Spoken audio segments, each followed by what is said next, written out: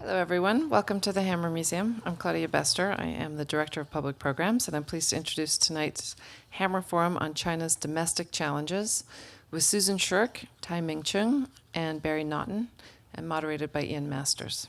The Hammer Forum is a monthly series of public discussions about current social and political issues, and it's made possible with the very generous support of Andy and Branya Galiff. In tonight's forum, we'll discuss the internal political challenges that the Chinese government is currently facing, with special reports on the Chinese media, military defense and national security, industry, trade, finance, and China's transition to a market economy.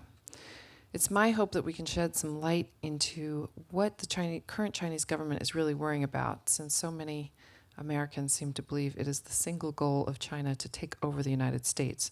But I kind of think that they have some domestic issues they need to handle first. So that's what we're going to talk about tonight. So please join me in welcoming Ian Masters.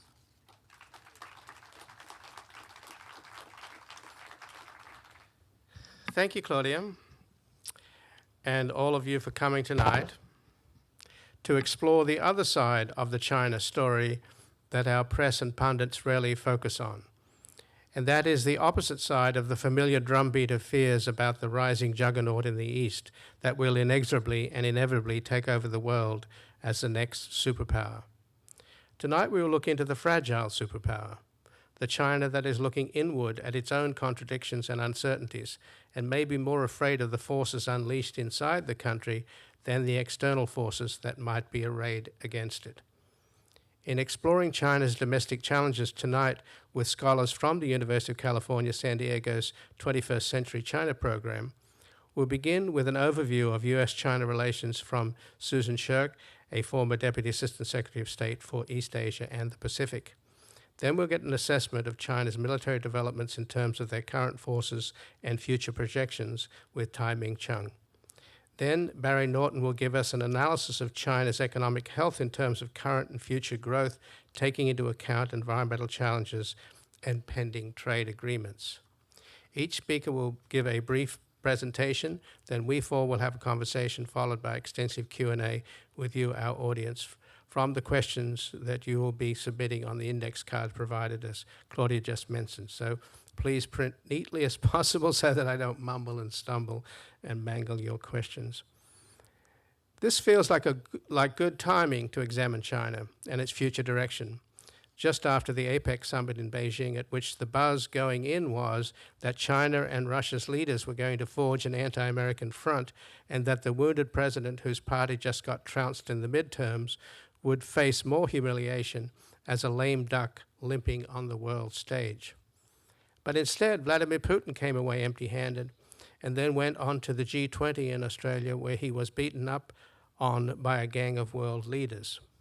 In contrast, the US and China announced historic deals on global warming and trade, and later China and Australia forged more deals while Putin left the summit early in a huff.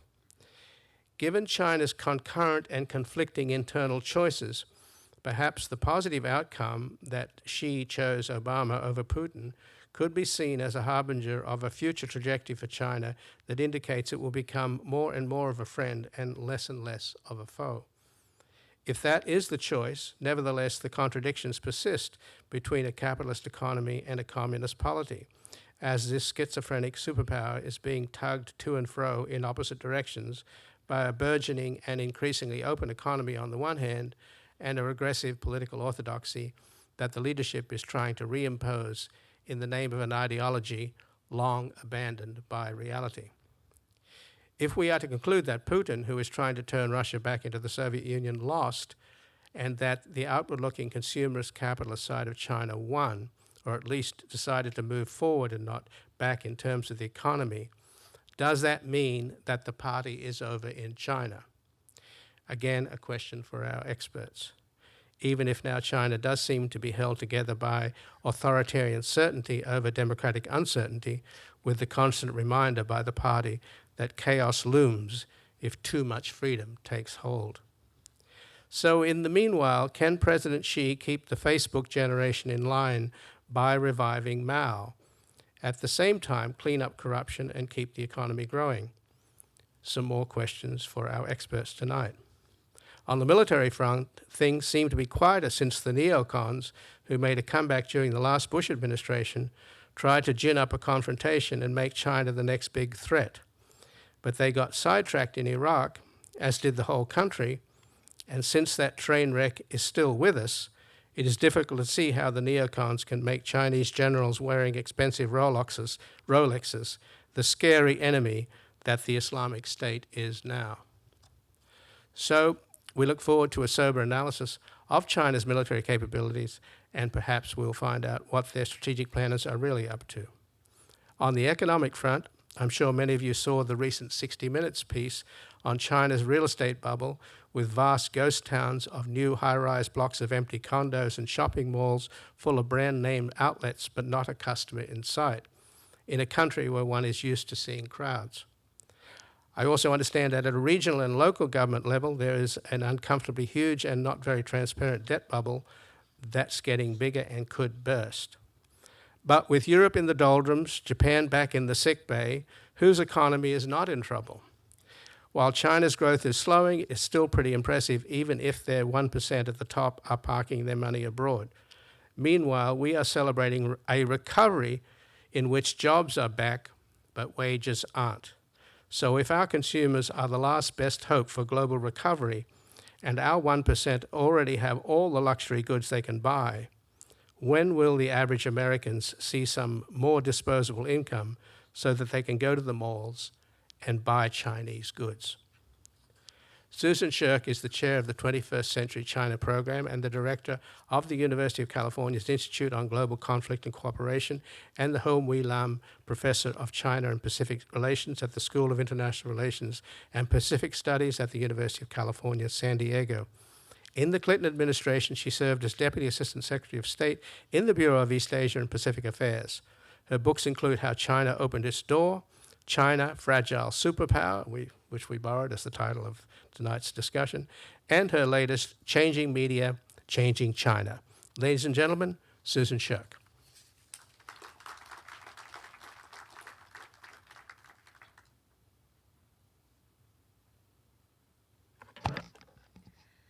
Well, thanks so much, Ian. It's great to meet you after talking to you on the radio several times. And thanks for inviting our crew from the 21st Century China Program at UC San Diego to be with you this evening. And for those of you interested in China who are willing to make the trip, look at our website and you'll find a lot of interesting activities related to China at UC San Diego that the 21st Century China Program is organizing regularly.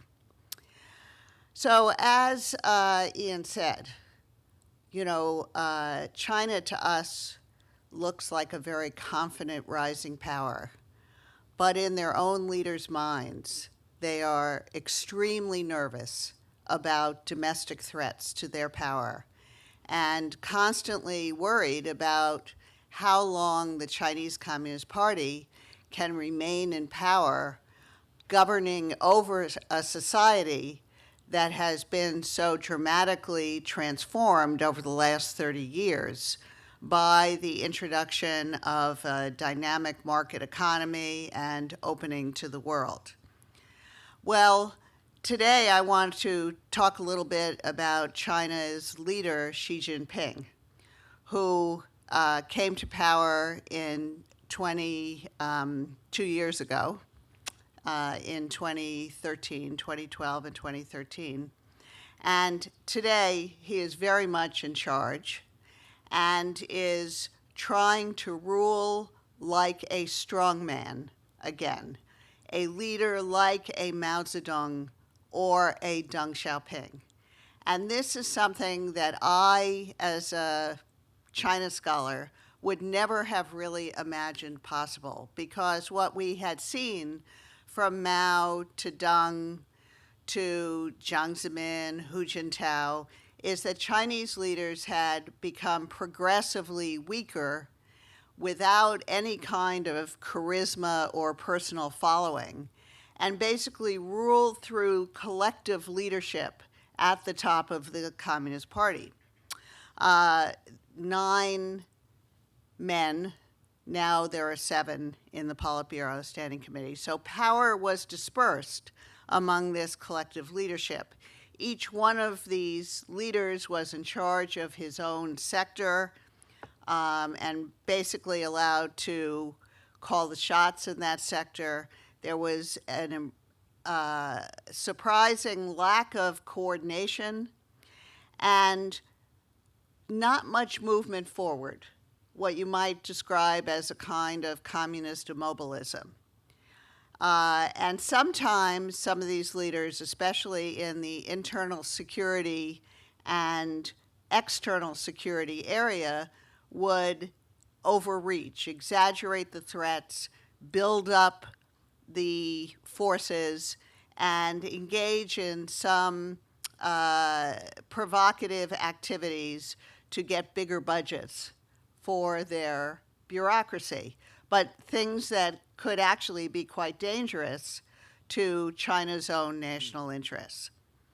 And Xi Jinping came to power with no personal following. He has no revolutionary history. He was chosen because he is the youngest princeling, meaning the son of a revolutionary leader, who is considered very reliable. The princelings are considered very reliable because their fate, their future, their wealth, and that of their families depends entirely on keeping the Chinese Communist Party in power. So compared to an ordinary leader without that same pedigree, who might not have the same red blood going through his veins, but instead care more about his own interests, a princeling is seen as very politically loyal and politically reliable. But Xi Jinping has surprised everyone by trying to rule like a strong man, like a real autocrat, like a real dictator, frankly, but one who is very popular with the public. So how has he done that? First of all, he's tried to get around the collective leadership by leading through what they call leading small groups on particular goals, like economic reform, like internet management, in other words, censorship, military reform, the Security Council. And he put himself in charge of all of these groups. The media actually makes a point of highlighting how much Xi Jinping is personally deciding issues related to all these baskets of issues, and is really kind of micromanaging a lot of policy process. The media wants the Chinese people to think that Xi Jinping is really in charge of everything, and he acts like he is. They even recently had stories about how he personally took charge of cleaning up the skies in Beijing for this APEC meeting last week, getting rid of the pollution. But, you know, everyone who tries to run everything, anyone who tries to run everything may run nothing. So there's got to be some delegation going on, but it's very hard to figure out how that is operating. The other thing we see is that Xi Jinping, in his effort to try to decide everything, has become a bottleneck. And this may explain the slow pace of rolling out the economic reforms that had been announced about 18 months ago at the third plenum. So according to staff at the Economic Reform Leading Small Group, who I've talked to, or actually a friend of mine had talked to, so I got this secondhand, Xi does try to decide everything. And what the staff member said, it was, of course he can't decide everything. But then who else can decide? No one else can decide. That's why the reforms are delayed. Now, one of the reasons that Xi Jinping may be mustering so much personal power is that he believes that the economic reforms that he wants to accomplish will take a top-down approach. This is very different from the original market reforms introduced 3 decades ago that were all about cutting the authority of the central planners and delegating authority, decision-making power, right down to the enterprise itself. And so now she believes, however, that given the opposition to further reform, the vested interests, that he's got to muster all this power and impose the reforms top-down.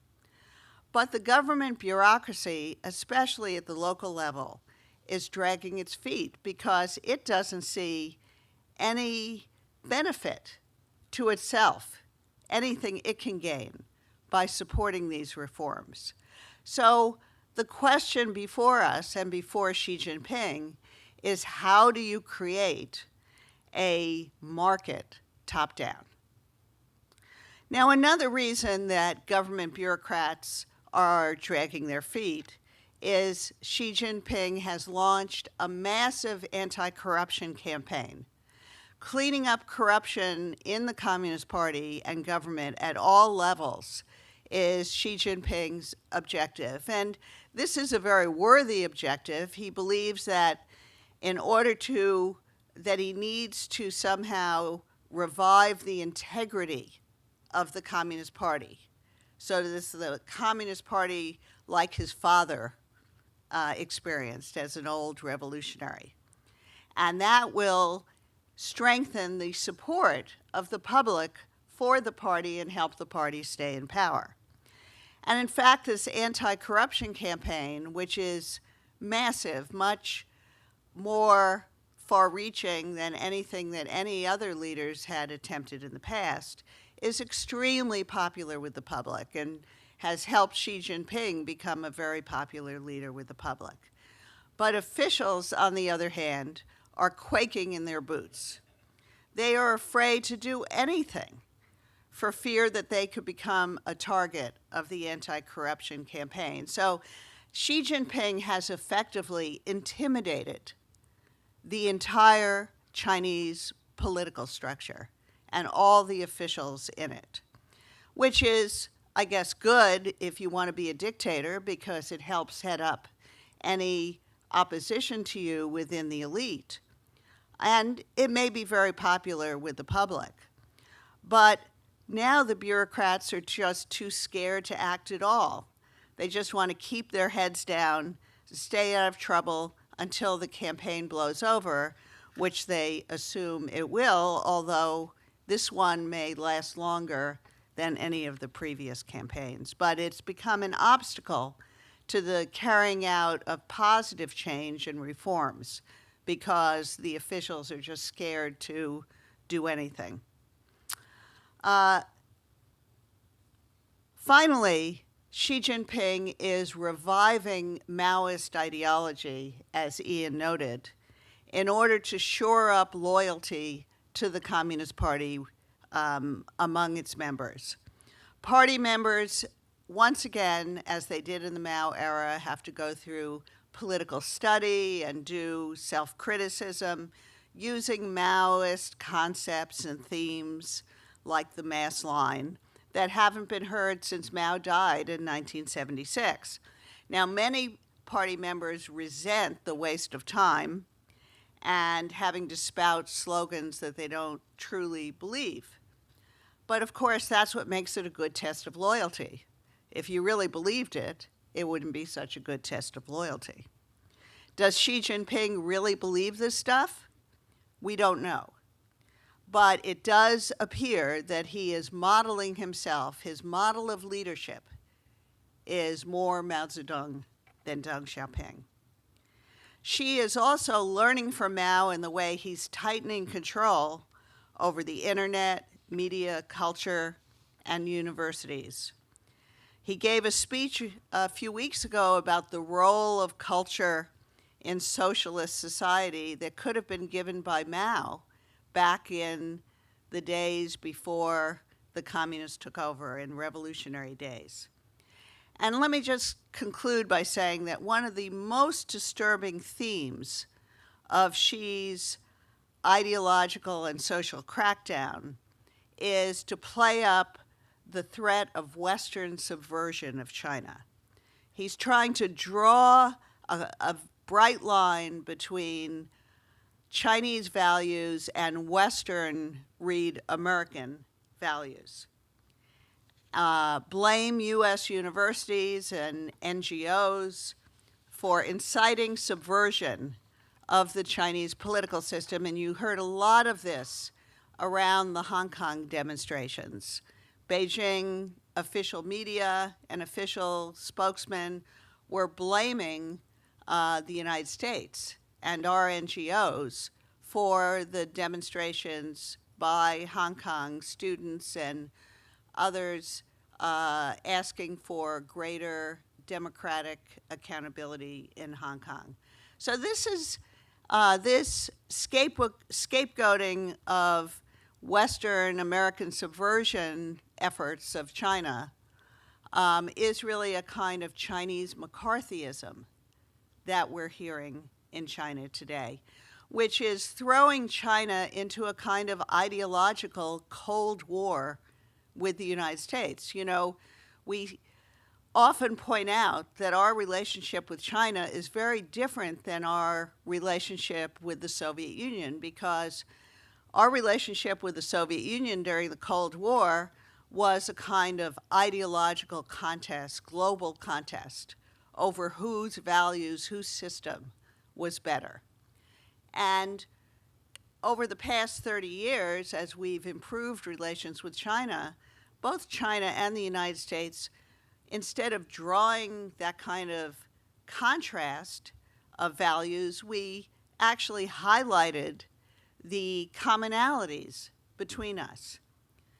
But now Xi is framing China's relations, especially in his domestic rhetoric, as an ideological struggle with the United States. Now, there was no hint of this kind of rhetoric last week at the summit meeting when President Obama visited. Instead, Xi Jinping was accentuating the commonalities, the positives, the prospects for cooperation. So let's hope that this kind of hard-edged ideological rhetoric disappears and Xi starts seeing that he can enhance his domestic political standing at home through positive relations with the United States and other countries instead of exaggerating foreign threats. Thank you.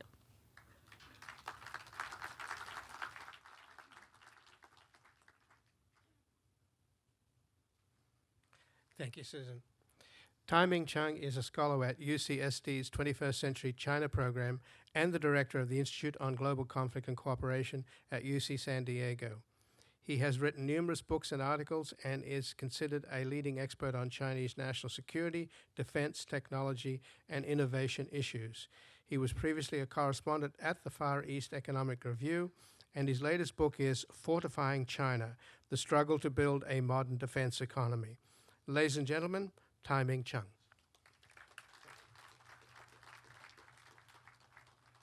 So it's, thank you, Ian, and it's a pleasure to be here this evening itself, although it's a little bit past my bedtime. But as someone who does military and defense issues, we always need to have a PowerPoint. So I'm the one of the three of us who has a PowerPoint. So my focus is going to be also looking at Xi Jinping. As Susan Shirk has pointed out, I mean, Xi has been in power for, actually, it's his second anniversary. This week he's been in power. He's officially going to be there for another 8 years. So he's going to be around for a significant period of time. And what I'm going to be looking at is the relationship between the two central roles that the People's Liberation Army, and in China, the People's Liberation Army, while it's called the army, it includes all the services, the Air Force, the Navy, the Strategic Missile Forces. They're all lumped under the People's Liberation Army. And I'm going to look at the two central roles that the PLA serves for the country itself. And these two central roles, in many ways, are fundamentally contradictory. And it's the tensions, the fragile relationship between that I think is going to be very, very important to understand how politically stable, how strategically and militarily capable this military force is going to be. And what are its two central roles?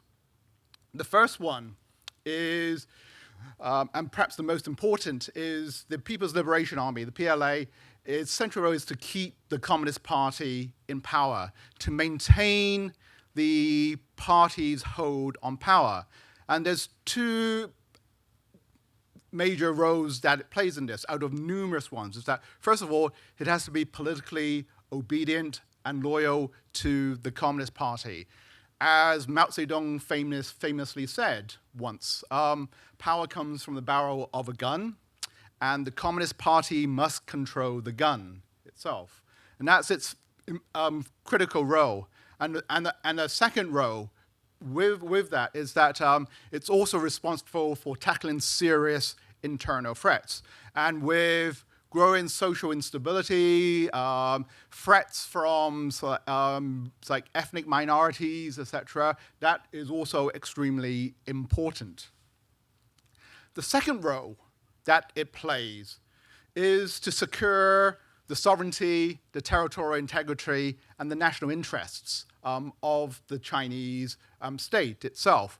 And this is done through various means, through deterrence, building up combat capabilities to prevent external powers from intruding upon Chinese territory, broadly defined, or Chinese territorial interest. And increasingly, that is increasingly outwards to the maritime waters, dealing with Taiwan and some of the contested territorial disputes that China has itself.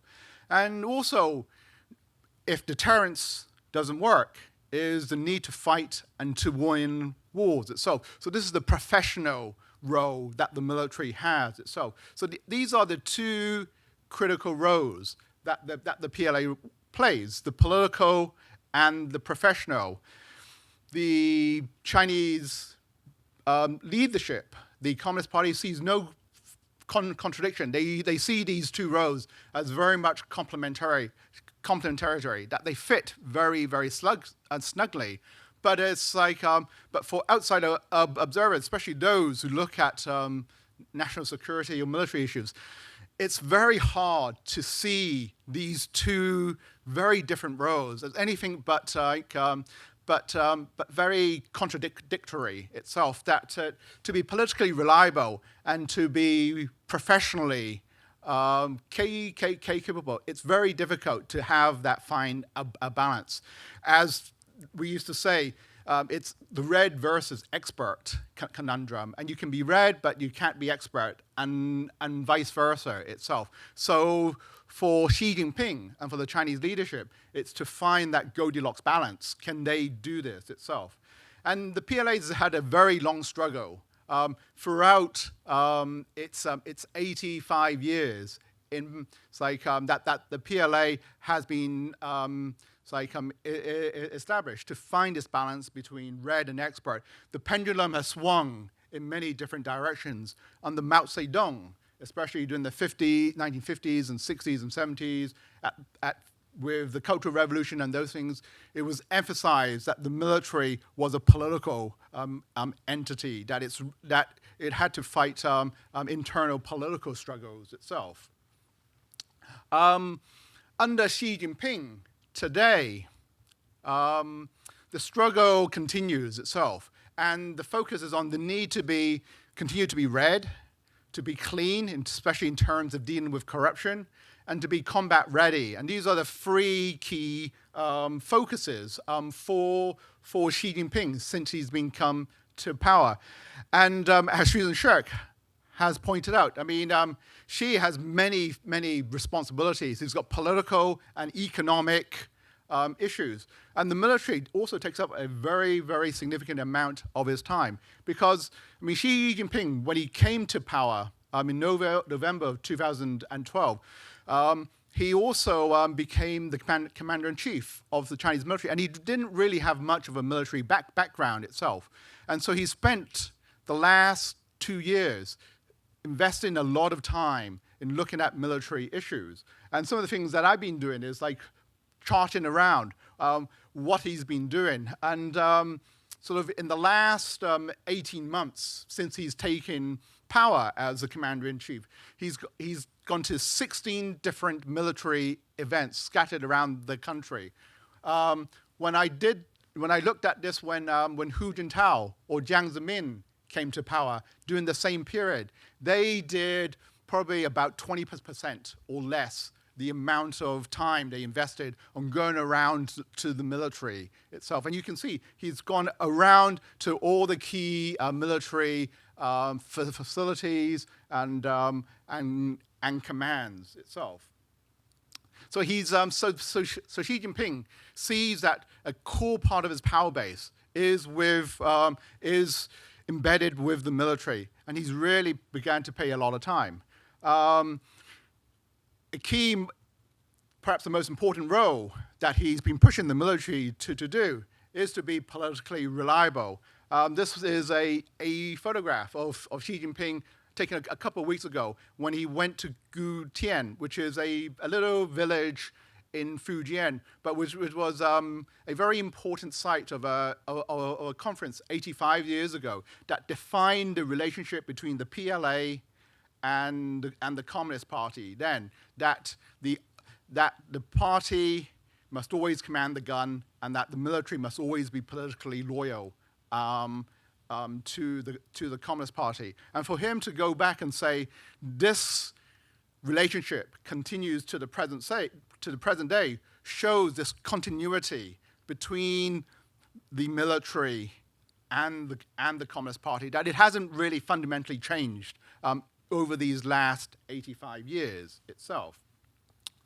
Being clean is extremely important, and that's very much part of linking to being politically reliable. When Susan mentioned about the anti-corruption, that what we're seeing today, the anti-corruption crackdown, is unprecedented in Chinese history. The anti-corruption crackdown that Xi Jinping has undertaken in the military is much more significant than even what's been taking place in the civilian sector. This is a photograph of a General Shu Taiho, who was under Hu Jintao during the past decade. He was the second highest ranking military officer, and he was actually the most senior political commissar within the military. In other words, General Shu, he was the fox guarding the hen house. He was taken down he was the highest official so far, highest general to be indicted for corruption, and he's now under arrest.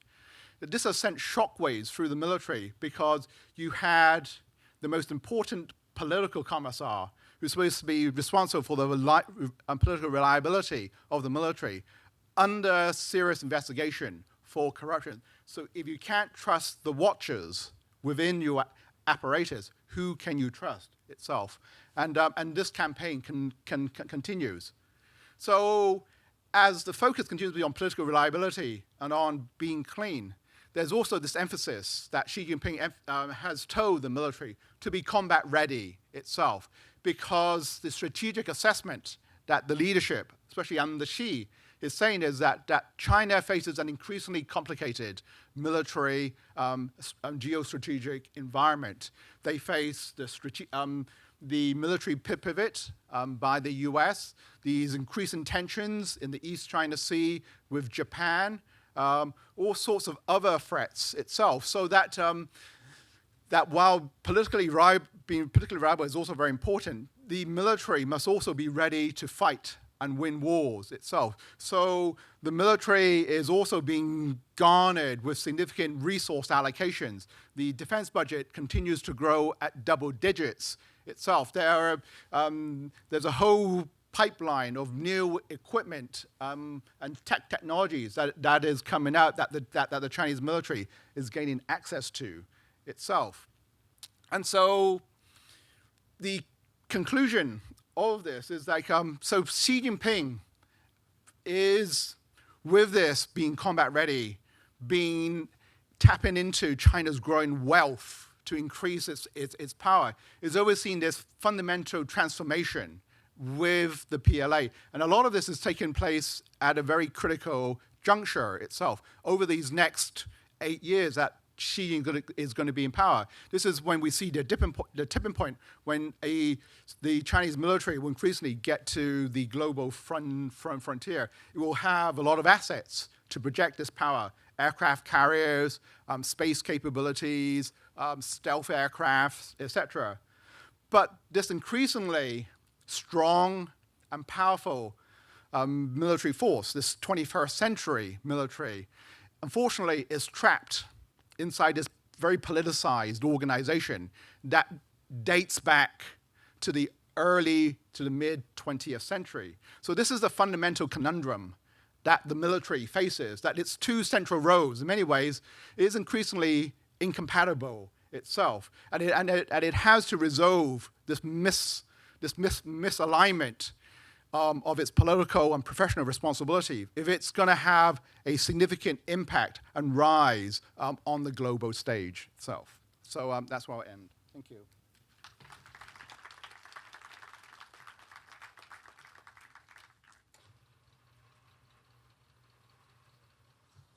Thank you, Tai Ming Cheung. Professor Barry Naughton is the Sokwelnok Chair in Chinese International Affairs and a scholar with the 21st Century China program at the University of California, San Diego. An authority on the Chinese economy, he has recently focused on Chinese trade and technology and is the author of numerous articles on the Chinese economy and is editor or co-editor of 3 other books, including The China Circle, Economics and Technology in the PRC, Taiwan, and Hong Kong. And his most recent book is The Chinese Economy, Transitions and Growth. Ladies and gentlemen, Barry Naughton.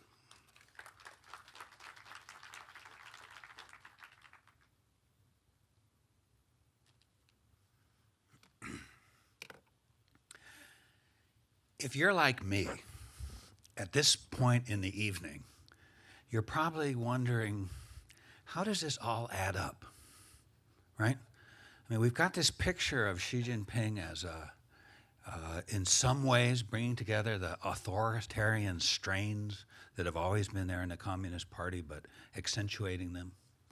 From Tai Ming, we've got this picture of Xi as strengthening the military and really putting profound emphasis both on political control and on creating a stronger nation with a stronger military force.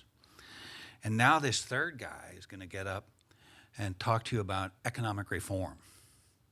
Because one thing that's peculiar about this policy mix is that this same leader, Xi Jinping, who's definitely been behind the kind of initiatives that you've been hearing about for the last half an hour, is also, from the beginning, from day one of his leadership of China, has also declared his allegiance to a program of economic reform.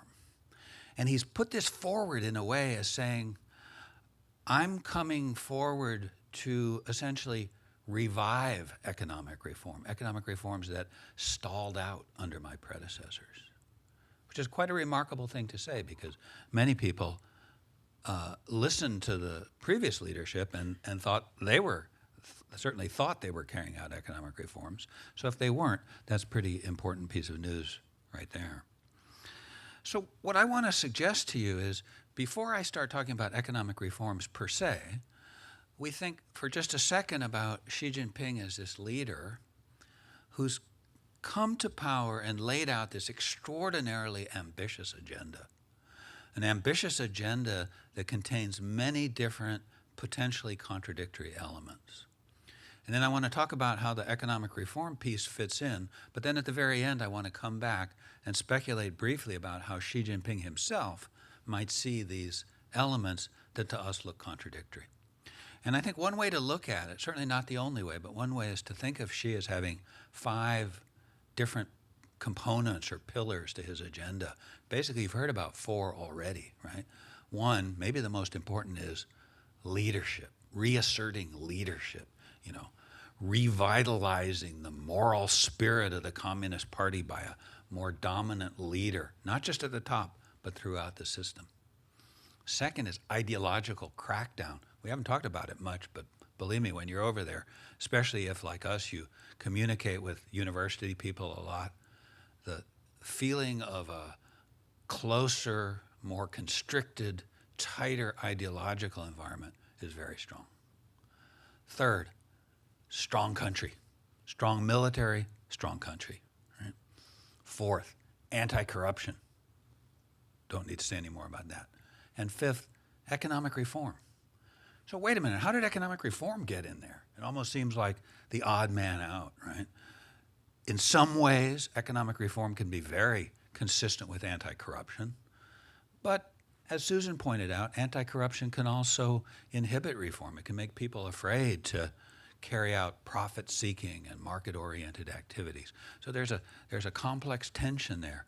And certainly there's a conflict with ideological crackdown, and there might be a conflict with nationalism. So why is it that economic reform is such a prominent part of Xi Jinping's agenda? I think really there's 2 reasons. Okay? Both these reasons come down to the fact that even though China has been, if we look backwards, the most successful economy of our time, in fact, arguably the most successful economy of all time, because it's grown at 10% per year for over 30 years, similar to other East Asian miracles, but still just a little bit better, right? A little bit faster, a little bit more. But when you look at that performance from the standpoint of today, you see, as I said, 2 things. Number one, that period of miraculous growth is over. And the economy that grew over 10% for the past 35 years now is growing 7.3%, the last numbers, and is gradually easing down to a moderate, still respectable growth rate, probably around 6 or 7%. Now, the reasons for that change are powerful. We might get a chance to talk about them later in discussion, but basically they come down to the fact that this is an economy that's reached middle income status. The population structure is such that the labor force stopped growing, and the endless supply of cheap labor is drying up quickly. So wages are going up fast, and the economy is slowing down. Now, that's not a bad thing, but one thing we observe is, among other fast developing economies, is when they reach this threshold, when they have to make the transition from super fast growth, where you just invest as much as you can and bring as many people as you can out of the countryside and into the factories, when you have to make that transition to a more high-tech, more sophisticated, more service-oriented economy, that transition is extremely difficult. And a lot of countries run into economic turbulence and difficulties when they try and make the transition. And so China's worried about that. The second reason they're worried about it is because the statement about economic reforms that they stalled out over the last decade is true.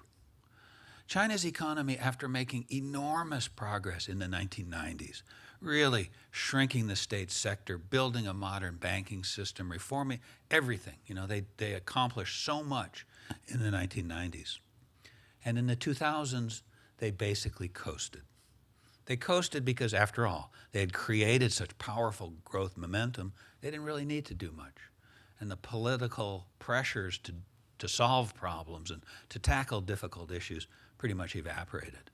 Then the global financial crisis came in 2008 and 2009, and China responded in a way, short-term very wise. Short-term, they just pumped up credit, ramped up investment, ramped up government infrastructure investment, achieved some remarkable things, but at the cost of relying on this huge debt bubble that is now weighing on the economy as local governments, state-owned enterprises in particular, and housing developers all labor under a very substantial debt load that they were encouraged to take on by the government, and that now looks pretty much out of step with an economy that's starting to slow. So somebody like Xi Jinping looks at these problems and they think two things, right? First, it reinforces his sort of sense of mission. Because in a way, Xi Jinping comes and says, boy, Susan told you about that he's a princeling, right? He says, boy, you know, our parents created this country. They made it great. They made the revolution. And these guys that we just took over from over the last 10 years, you know, they just kind of passed the buck. They didn't really achieve very much. And they got more corrupt. And so the whole sense of purpose, of national destiny is being lost. And so that, in that sense, right, reinforces this sense of, well, wait a minute. Not only did they have a national mission of creation, but they also had an economic reform mission. And they flunked both these tests. And so now I, Xi Jinping, I have to remedy these, make China great, and restart the reform process. But of course, it's not so easy, right? Because economic reform means depoliticizing. Economic reform means drawing the government back and letting market forces work. And economic reform means opening the borders to international competition and to the participation of multinational firms as well as domestic firms. And so we saw a very strong pattern, which was almost exactly a year ago, an important meeting called the Third Plenum, in which the top Communist Party leadership committed, surprising a lot of people, to an extraordinarily wide range of reforms. In other words, vaguely specified reforms, but in an extraordinary range of areas. So there was a section on, on budgetary reforms and on financial reforms and international reforms and state enterprise reforms, the whole 9 yards. It was a kind of a shock and awe program. And they set up, not surprising if you were paying careful attention to what Susan was saying, they set up a special party body called the Deepening Reform Leadership Small Group, headed by, guess who? Xi Jinping, of course, that literally has a list of 360 reform initiatives, which are working through the system as different, technocratic groups try to figure out a way to push forward reforms without creating too much opposition, right? Pushing forward reforms, but also maintaining some kind of consensus. And so from that meeting until about 2 weeks ago, you could look at this process and you could say, well, wait a minute. They've labored to create a mountain. They've created this powerful, authoritative party body. But if we're really hard-nosed and we really look at the outcomes of this process, the actual tough reforms haven't really come out of it. And the reason they haven't come out is because the big guy hasn't said, absolutely, we got to push for this. If there's a political cost, we'll pay it. Let's make it happen. We didn't see that up until about 2 weeks ago. So this guy who's been willing to pay extreme costs in fighting corruption, willing to pay extreme costs in controlling the military, has not been willing to pay extreme costs in terms of pushing economic reform until 2 weeks ago. And what we saw in Beijing starting 2 weeks ago was something quite remarkable. As part of the APEC summit, this meeting of leaders, not just Obama, but leaders from all over the Pacific, and of course including Putin, as Ian stressed, Xi Jinping rolled out a series of measures that certainly had important diplomatic purpose, but also had very significant economic content. China and the U.S. signed an understanding about tariff-free electronics products, information technology hardware.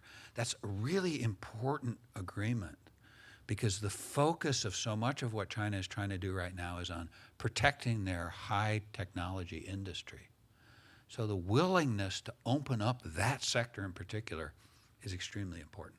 But guess what else? They signed a free trade agreement with Australia. They signed, in principle, an agreement to have a free trade agreement with Korea. They opened up a channel to connect the stock markets of Shanghai and Hong Kong. And they decided that the Shanghai Free Trade Zone, which has been kind of a underperforming experiment in reform, could be spread to other areas and should quickly advance in terms of how its achievements are understood and spread and propagated to the rest of China. So all of a sudden, we see movement. And of course, in a way, that makes perfect sense, because after all, you set up an institution to create movement, but then you didn't use it. And so finally it's there, and finally we see it being used. This is a significant step forward in the opening up of China's economy. And traditionally in China, opening up has been a key part of economic reform. So that leaves us with our last point, which is this a positive achievement? Absolutely. But in the positive achievement, we can also see the weaknesses that Susan mentioned at the beginning of her talk, which is economic reform. So many things are needed. They're right? In order to adapt to this new, profoundly new economic environment, lots of things are needed. But look at the things that went forward, right? They were only the things that Xi Jinping could also embrace as part of his diplomatic strategy and part of his great nation strategy. So in some sense, just as Susan said, yeah, Xi Jinping is the bottleneck here. But then I couldn't help but thinking one last thought, and that was, to us from the outside, all these different agenda elements seem kind of contradictory. We wonder, how's he going to choose? What's most important? When's he going to make up his mind? But of course, from his standpoint, that's exactly what he likes, because that makes him the essential person, the key decider, who's got all these different groups in play, all these different policies in play, and it's all up to him where China goes next. Okay, I'll stop there.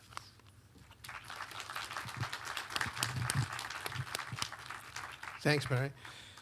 So, Susan, are we informed by what happened to Russia? Does that make us think that somehow the collapse of the Chinese Communist Party is inevitable? I mean, obviously the Chinese have delayed glasnost, but stimulated perestroika, and they arguably Russia fell apart because of of perestroika, because of glasnost first and perestroika later. So they seem to have got that part right.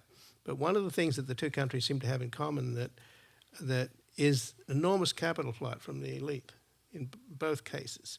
And that would indicate to me that the elites in both countries don't trust their own country and the direction it's heading in. That's why they want to park their money abroad. Well, I think your speculation is one that I share, because capital flight, rich people are kind of the canary in the coal mine. And when they start moving not just their wealth, but their children and their wives out of China, and of course part of it is the very unhealthy pollution and a lot of other lifestyle problems, but a lot of it is simply political risk. And they are estimating political risk as getting higher. So, who knows how long the Chinese Communist Party can rule China. The fall of the Communist Party in the Soviet Union was a complete surprise to everybody. And now I think it's fair to say that we're surprised at how long the Chinese Communist Party has managed to rule a China which is very different from Mao's China. This to have communist authoritarian government and still very authoritarian politics with such a dynamic, open economy and society is really quite a trick. And So I'm not going to make any predictions because I did make predictions a long time ago, and I've been surprised, frankly, at how long the party has survived. So I'm not about to make any predictions now. So, Tai, in terms of the orientation of the Chinese military, notwithstanding what the sort of bringing back Mao aspects of Xi Jinping's new regime, surely they have more problems on their western side than on their eastern side, don't they? I mean, you have this paradox. You have this hugely populous country, China, up against Russia, and the eastern third of Russia only has 6 million people. There's virtually nothing there. And then you've got the friction between Russia and China over the stands. That's because that's where all the energy is coming from, and that's Russia's backyard. So I'm wondering, our hawks can't wait for another enemy. We know that. But I'm wondering whether the Chinese military planners are looking as much to the west as they are to the east. That's a very interesting question. I think it poses different dilemmas for the Chinese military and strategic planners itself. I mean, I think it's right now when they look to Russia, whether it's the Far East or the other parts of Russia or all the stands or Central Asia, they actually have a fairly good relationship itself. They've worked out all their territorial problems. So Russia and China now, they don't have any territorial disputes. They have this Shanghai cooperation organization where they have increasingly close military relationships. There's not a lot of trust between these two powers itself, but there's not a lot of strategic competition itself.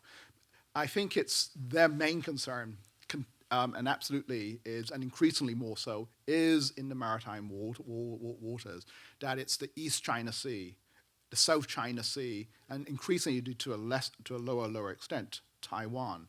And when you see, I mean, it's like the main thing is to see where the resource allocations goes within the military budget, and it's going primarily to the Navy, to the Air Force, to their strategic missile forces. It's power projection, and the ground forces, the army, it's at the bottom of priorities. And when you look at that, with Russia and with the stands, it's like that's where all the ground warfare would take place. The military is saying that's not where our bets are itself. So when I always look at to all the president's men, and the quote there is, you follow the money. And when you look at it in terms of military allocations, it's all pointing to their maritime and external borders in the Western Pacific, and not in their continental interior. So, do they have a Uyghur problem or a Muslim problem? And because one of the paradoxes is that the United States military is actually protecting a huge Chinese copper mine in Afghanistan, and China's ally Pakistan is a failed state that could collapse, and the U.S. has given up on it. So, how are they going to navigate their external relations in the game with India, playing Pakistan off against India at the same time? Do they believe that militant Islam is a real threat to them? It has been a growing threat. I mean, they do see these Uyghur minorities, especially. There's been a growing terrorist threat. There's been bombings. There's been some of this internal concerns. And so what we've seen is there's been strengthening of their internal security apparatus itself. It's not the main military that's been dealing with it. They have a paramilitary called the People's Armed Police that deals with that, and they're very concerned. I mean, it's Xi Jinping has spent quite a bit of time dealing with that type of issue, but it's an internal security threat which they're really dealing with. When it comes to Pakistan and Afghanistan itself, the China, I think they see that there is this militancy problem, but they also have this very special relationship with Pakistan, that they're have a very strong military relationship, and they see that as the Pakistanis and the U.S. have their frictions, the Chinese are looking to move in. But I think that they don't see the Islam, the militancy, as a core threat to their national security. It's sort of a second order problem. They're paying attention, but it's these other issues, this territorial integrity and this political reliability, that's very much at the very top. So, Barry, do you buy the idea that the US is the last hope for the global economy, in as much as the Europeans are in the doldrums, Japan's back in the sick bay, China's growth is slowing? Doesn't that mean that the American consumer market basically has to save China? Isn't there they're so deeply enmeshed, and yet at the same time we have a the jobs are back, but the wages are back. So I don't see how this doesn't add up to me. Yeah, well, it doesn't add up to a lot of people, and the other thing that doesn't add up is that the very, very high value of almost every asset class, given the relatively slow growth of the economy, creates some real tensions between expectations that are embedded in markets and expectations that are held in other respects. As far as the China piece goes, though, the fact that China is going to slow down from 10% to, let's say, 6%, that's in itself, that's not a terrible thing. In fact, if the slowdown of China is accompanied by a constantly growing, or even perhaps, well, let's just say if the growth of the consumer market in China stays at a sort of 8% growth, which is what it's been, that could be just as positive to our economy as China has been in the past decades. In fact, the funny thing about China's slower growth is this. The Chinese economy is already twice as big as it was a decade ago. So China growing at 6% a year now still means the increment to Chinese output and the increment to Chinese demand is larger than it was a decade ago. So it still has a strong, positive potential. If China can get through this very difficult transition to a new middle-income growth model, then it can still be a strong contributor to a global future. I worry more about some other parts of the global economy. But could we reach a point with China where the shoe is on the other foot, in as much as Chinese consumers are leery of their own products because of contaminated dog food? They can't even feed their babies milk that's not going to poison them. So Chinese brands are toxic, and presumably American brands look good. So is there a possibility that at a certain point we can be selling stuff to China as much as they sell stuff to us? Absolutely, and I think so. The way I would just shift that a little bit from poison dog food to poison financial products. In other words, well, that's what we gave them, right? Right. Well, that's the sort of question going forward, right? If we have a strong comparative advantage vis-a-vis China, it's in high quality services. It's in certain aspects of the financial industry. It's in business services. It's in advertising and entertainment. There's a whole range of things in which the American economy is incredibly sophisticated. If you look at the Chinese economy, those are precisely the sectors that are most protected.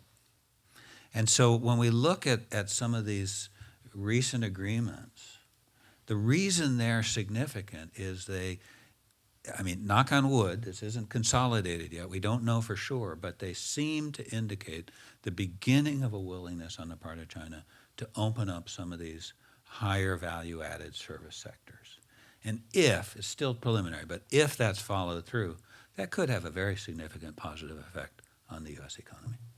Let's take a question, perhaps for you, Susan, but anybody can jump at it. Is China really buying up land all over Africa? Yes. I mean, China's companies are going out all over the world. China's companies are going out all over the world to make investments and to do business. And one of the interesting industries that they are going out in is agriculture and kind of agribusiness, as well as, I think, some small-scale farmers, but mostly big companies. Right, Barry? You might know more about this than I do. Well, I'm sitting here thinking that I completely agree with you, and the one caveat would be Africa is incredibly big. Yeah. You know, Africa is all so over much Africa. bigger It's than not all North over. America. It's not funny. So, yes, it's a very important development, but we're talking about a development that probably affects 0.1% of Africa's land area. Right, and I think there have been some recent research that actually show that the scale of this is not nearly as big as many people imagine it is. But having said that, I mean, just to go back to what you were saying, absolutely, the expansion of Chinese economic influence in Africa is a huge thing that has both positives and negatives. I mean, there's definitely a very good side to it, and there are negatives too, for sure. Barry, to you. Has there been real reform to workers' conditions at Foxconn and other similar factories? I don't know if I'd call it reform. I'd say there's been substantial improvement in working conditions. Not because, yes, I think yes, to some extent we should give the Chinese government some credit for that, but credit reinforced by market forces, which is the number of people migrating from the countryside to the city has already kind of plateaued and starting to decline a little bit. So that factories just simply are not in a position to just say, take it or leave it, the way they were before.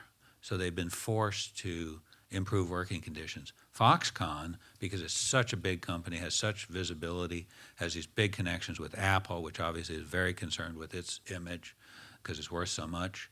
Foxconn actually doubled wages at their factories 2 years ago. And it's a Taiwan company. It's a Taiwan company. So, what has the domestic response been to the Three Gorges Dam? Is that something that you can address, Susan? Well, I'm not sure where things are with the Three Gorges Dam lately, to be honest. Of course, a tremendous controversy, but they went through with it in the end, had to move a lot of people out of their homes, a lot of environmental concerns.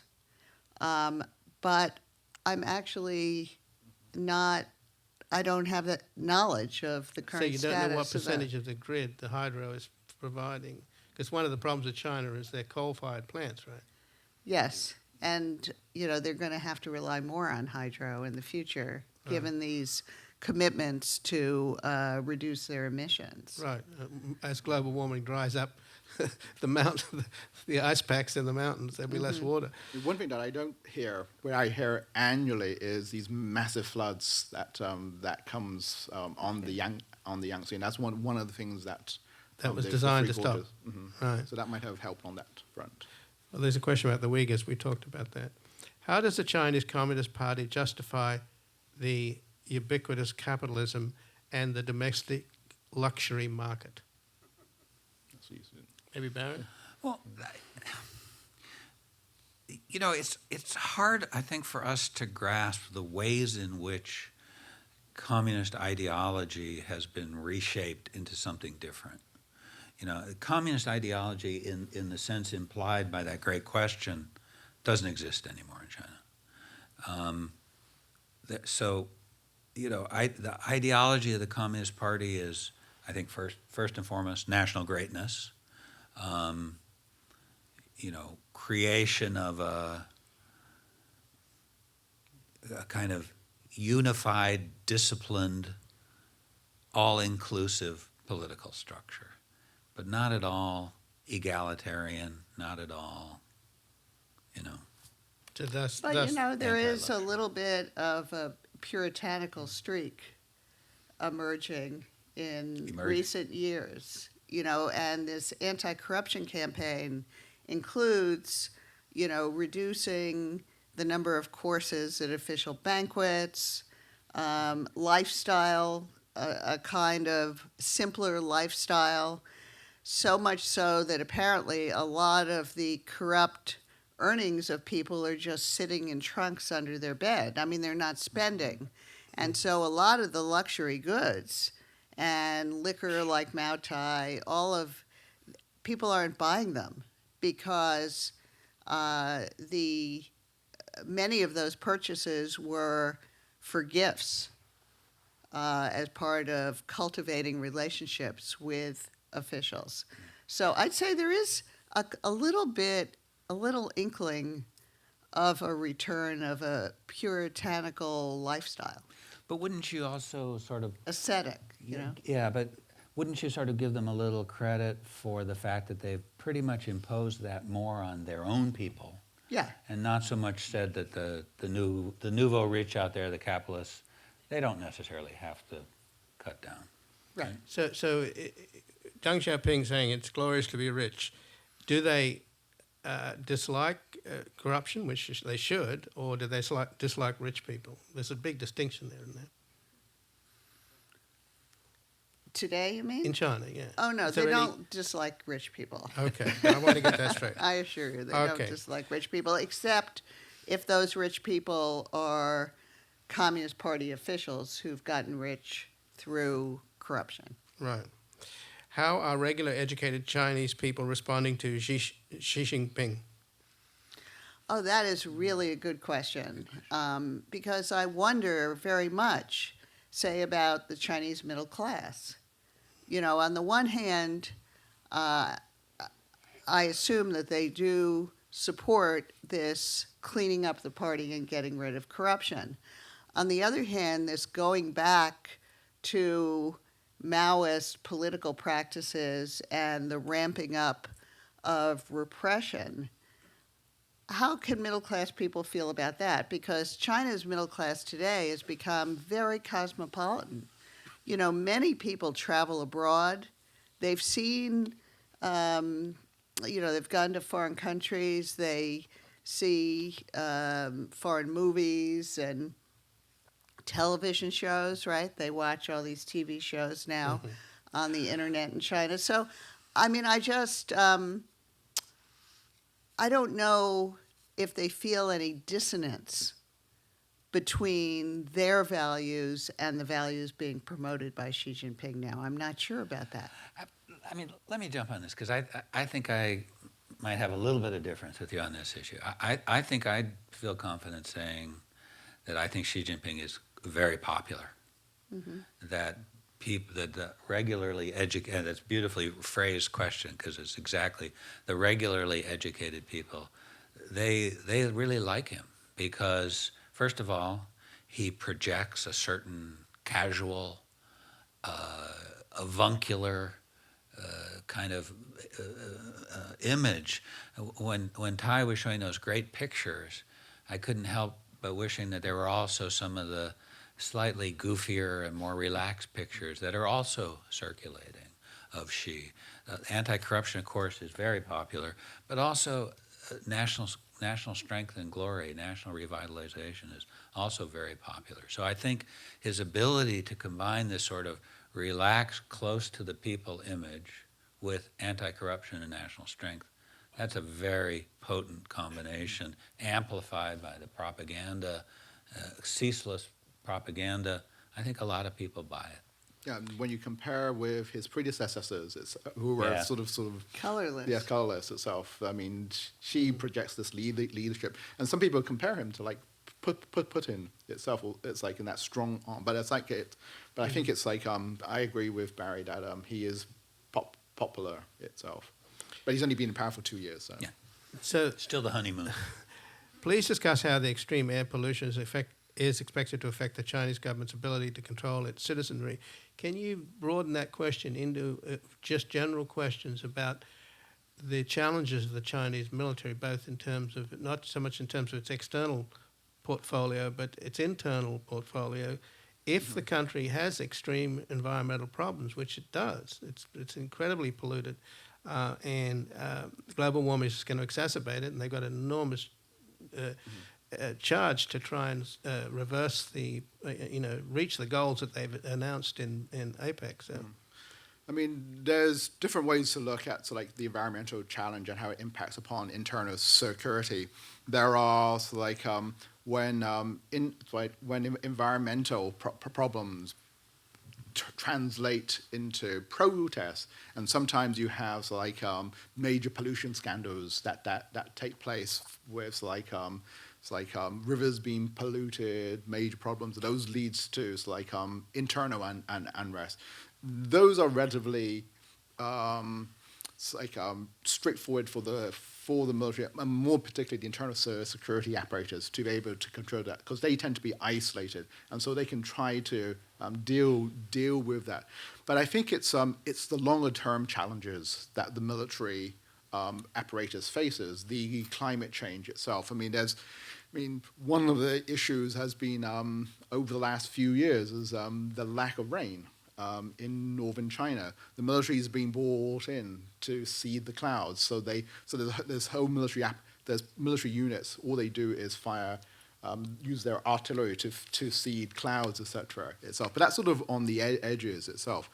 But the problem, I think, is for the military, climate, environment. So these are what they call non-traditional military issues itself, and the Chinese military is not very ready to deal with that itself. They're still a very traditional military. They still think to peer-to-peer warfare itself. So they're not ready. It has to be other parts of the state apparatus that has to deal with that itself. So using coercive means itself to deal with that is still a very long way for them to go. Is the Occupy movement in Hong Kong a serious threat to Chinese central government?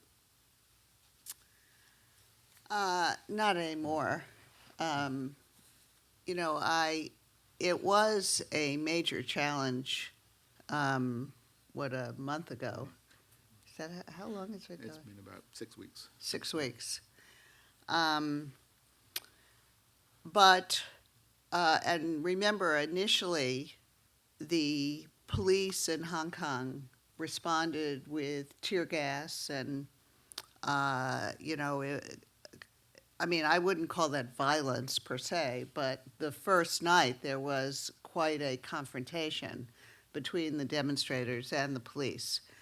But then the Hong Kong authorities, being guided, I'm sure, by Beijing, decided to wait them out, basically, to not attract criticism to themselves by taking a strong hand on the part of the police, but instead just to wait until the demonstrators petered out and eventually left. And I guess yesterday they did clear them out of one of the areas, but by that time, two things had happened. One, their numbers had diminished substantially, and second, the public opinion in Hong Kong had turned less positive about the demonstrators. So, I think from their standpoint, actually, they will feel that they handled this quite successfully. I was just in Hong Kong a couple of weeks ago, and the main concern is not the threat to China, but it's the threat to Hong Kong. They have this one country, two systems, and I was speaking to some political people and people within the police. They say this has dealt a fatal blow to this one country, two systems.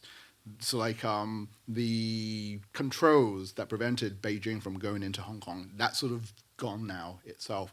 And some of the police are saying it's one of the things that you will see now is that they're going to gut the police, and whoever they bring in will be trained, will be sent to China for training, and then they will be there. So this is, in many ways, this is the beginning of the end. So it's for Hong backfired. Kong. For Hong Kong, yeah. Is the US government truly innocent of efforts to subvert the Chinese government? Are we really to believe that the US does not engage in covert activities to politically destabilize foreign governments? Well, let's just deal with China. We obviously we keep hearing how much the Chinese cyber espionage is attacking the United States. I find it hard to believe the United States is sitting on its hands. Well, cyber is for you. Well, so on the cyber side, I think it's that this is what governments do itself. The Chinese they do a lot of cyber espionage.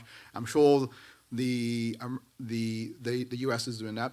Whether that's to subvert or more to focus on national security, to collect and to do what traditional intelligence does. I mean, I think that is more of what the focus is itself.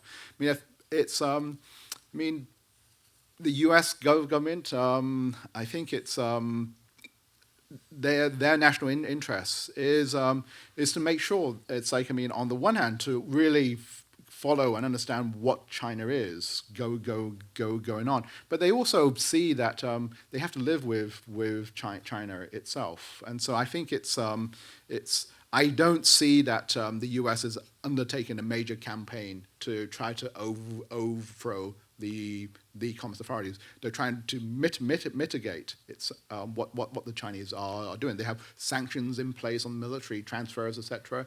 But I don't think that necessarily means that they want to overthrow the system there. I think, the United States promotes its own values of rule of law, of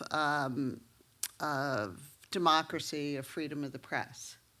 And we do this very openly. This is not,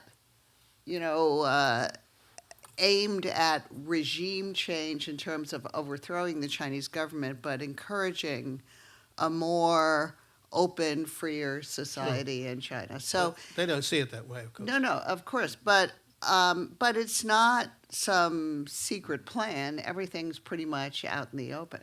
Mm-hmm.